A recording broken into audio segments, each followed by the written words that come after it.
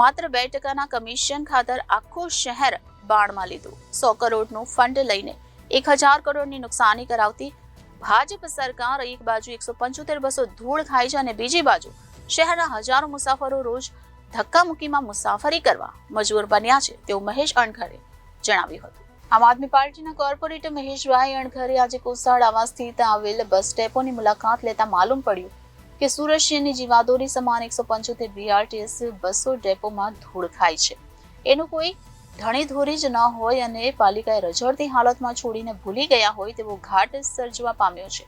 એક બાજુ સુરતના હજારો મુસાફરો આખો દિવસ ધક્કા મૂકી અને ભીડભાડમાં મુસાફરી કરવા મજબૂર બન્યા છે, તો બીજી તરફ 175 બસો ધૂળ ખાતી અને ભંગાર હાલતમાં પડી છે।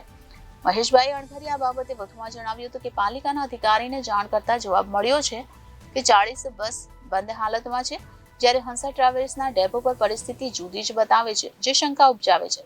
શું આ 175 બંધ બસો પાલિકાના ચોપડે હયાત અને ચાલુ અવસ્થામાં બતાવે છે તેવો વેધક પ્રશ્ન મહેશભાઈ અણઘરે કર્યો હતો। જો પાલિકાના રેકોર્ડમાં બંધ બસો હયાત બતાવતા હોય તો એનું બિલ પાલિકા દર મહિને ચૂકવે છે કે કેમ તે પણ તપાસનો વિષય છે। મહેશભાઈ અણઘરે પાલિકા કમિશનરને આ બાબતમાં રસ લઈ તાત્કાલિક આનો યોગ્ય ઉકેલ લાવવા માટે તાકીદ કરી હતી। હું મહેશભાઈ અણઘડ, કોર્પોરેટર, સુરત મહાનગરપાલિકા, આમ આદમી પાર્ટી।